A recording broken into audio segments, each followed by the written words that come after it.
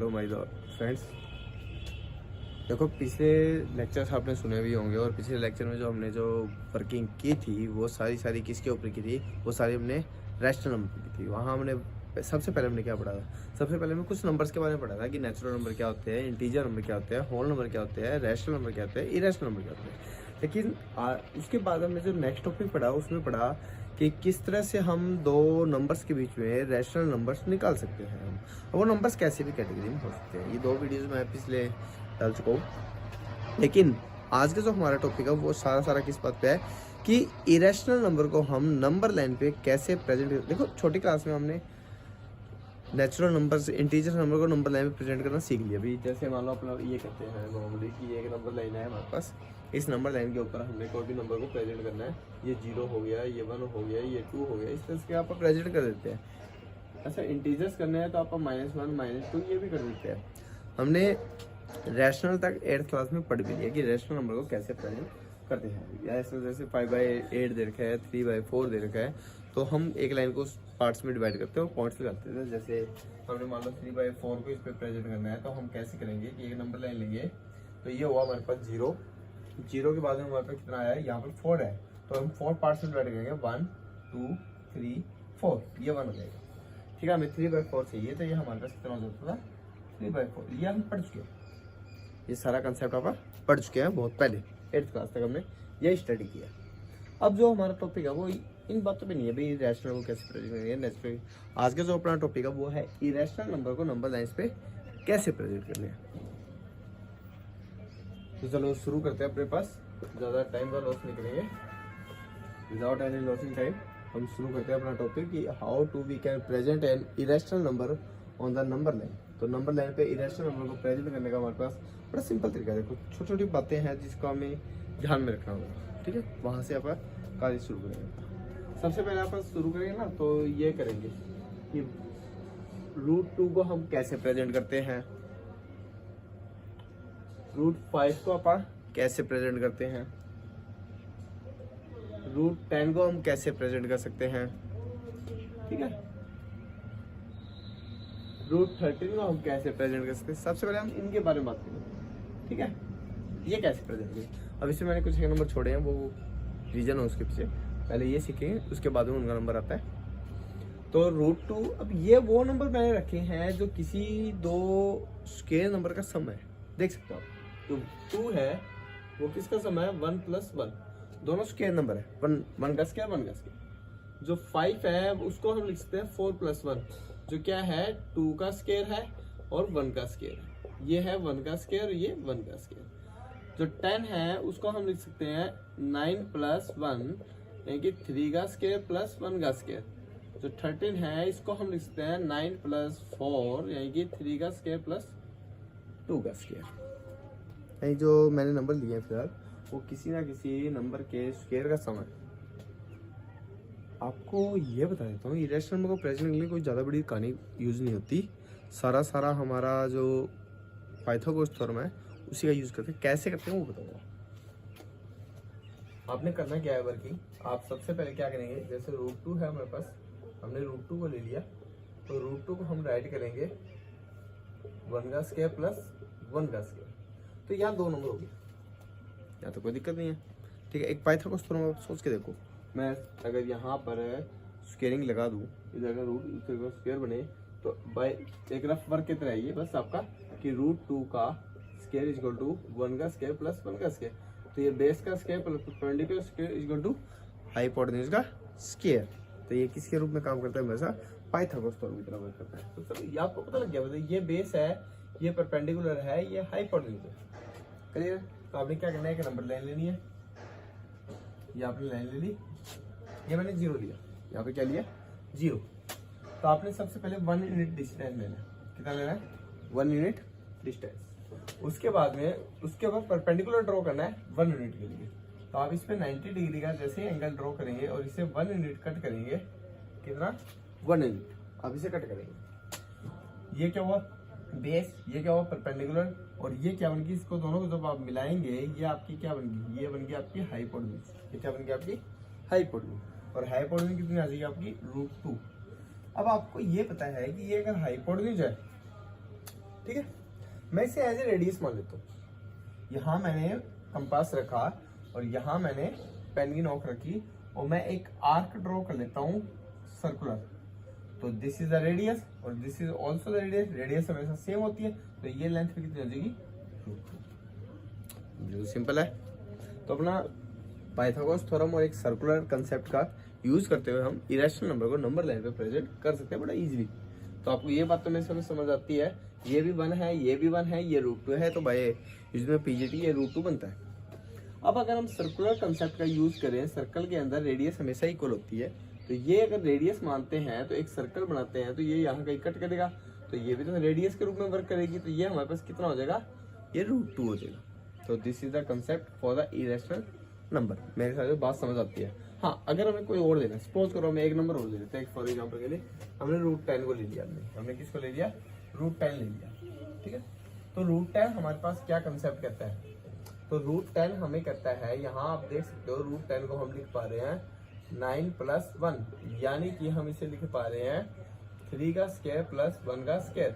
Pythagoras theorem बिल्कुल applicable है। तो यहाँ से हमारे पास हमें क्या करना है, सिर्फ और सिर्फ एक नंबर लाइन सोचनी है, ठीक है, 0, इसको 3 यूनिट तक कट करना आपने, 1 2 3 इक्वली डिस्टेंस पे आपने इसके ऊपर एक परपेंडिकुलर ड्रॉ करना है, ठीक है, क्योंकि ये परपेंडिकुलर रूप वर्क कर रहा है। तो ये 1 यूनिट है, तो आप इसको 1 यूनिट कट कर दीजिए और यहाँ पर इसे एज ए रेडियस कंसिडर कर लीजिए, ठीक है, ये हमारे पास एज ए रेडियस वर्क कर जाएगी, ठीक है।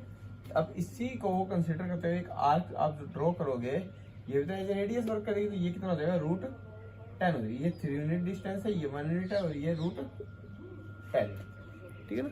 तो ये एक बिल्कुल सिंपल और बेसिक कंसेप्ट था कि किस तरह से हम किसी भी इरेशनल नंबर को नंबर लाइन पे प्रेजेंट कर सकते हैं by using the concept of the Pythagoras theorem and the circle, ठीक है। सर्कल और पाइथागोरस दोनों का एक मिक्सचर है ये कंप्लीटली, तो बहुत इजी कंसेप्ट है, मेरे हिसाब से बात समझ आती है।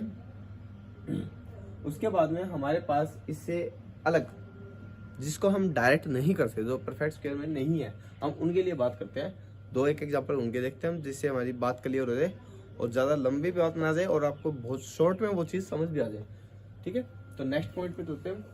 इसमें किसी तरह का कोई डाउट हो तो वीडियो रिपीट करके जरूर देख ले। अब हम बात करते हैं इनसे अलग, जैसे हमने ले लिया √3, हमने क्या ले लिया, √3 है, 4 तो देखो एक नेचुरल बन जाएगा ये, हमने ले लिया √6, √7, √8, ठीक है ना, इस तरह के नंबर ले लिए, ठीक है। इनमें से कोई भी नंबर ले लेते हैं हम, √3 ले लिया। बेसिकली तो ज़्यादातर जो फेमस नंबर है वो √2 और √3 या √5 वगैरह ये नंबर ज़्यादा फेमस है, तो हम √3 के लिए बात करते हैं फिलहाल।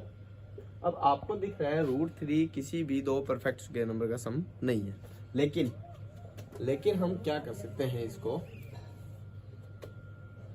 जो 3 है √3, इसे हम एक नंबर परफेक्ट स्क्वायर रख लीजिएगा और एक नंबर विदाउट स्क्वायर का रख लीजिए, एक नंबर स्क्वायर का रख लीजिए, एक नंबर विदाउट स्क्वायर का रख लीजिए, कोई दिक्कत नहीं है, ठीक है। तो इसको हम लिख सकते हैं 1 का स्क्वायर और ये हो गया √2 का स्क्वायर।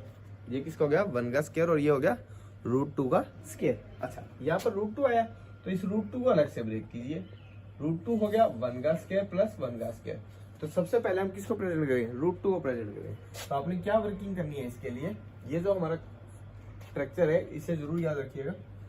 ये हमारे पास हो गया 0 और ये हमारे पास हो गया 1 यूनिट का, मैं √2 के लिए वर्क कर रहा हूँ फिलहाल।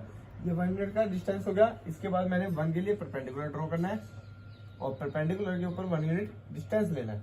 लेते हुए हम इसको मिलाएंगे, जैसे हम इसको मिलाएंगे ये एज ए रेडियस कंसिडर करते हुए हम एक आर्क ड्रॉ करेंगे, जहां पर ये कट करेगी वो √2 हो गया, यानी कि हमारे पास ये √2 का डिस्टेंस आ गया। ये हमारे पास डिस्टेंस कितना आ गया, √2 का डिस्टेंस आ गया। अब √2 अगर एज ए हमारे पास बेस वर्क कर रहा है तो ये वाला 1 किसके रूप में वर्क करेगा, एज ए परपेंडिकुलर। तो इसी के ऊपर आपने एक और परपेंडिकुलर ड्रॉ कर देना है, इसी के पैरेलल आपने एक और परपेंडिकुलर ड्रॉ करना है, कितने यूनिट का, 1 यूनिट का। तो ये फिर से 1 कट करोगे आप। अब ये एक नई जो बनेगा डिस्टेंस, ये कितना बनेगा आपका, ये जो डिस्टेंस है देखो √2 का स्क्वायर प्लस 1 का स्क्वायर करते हुए √3 का स्क्वायर बनेगा, ये √3 बनेगा, ये क्या बनेगा, √3। तो अब यहाँ पर इसकी एक सर्कुलर आर्क ड्रॉ करोगे तो आपके पास जहाँ कट करेगा वो कितना होगा, √3। यानी कि हमें नेक्स्ट कंसेप्ट को प्लॉट करने के लिए उससे पहले बेसिक कंसेप्ट को भी प्लॉट करना जरूरी है, जहां तक वो रूट सोल्व होता है।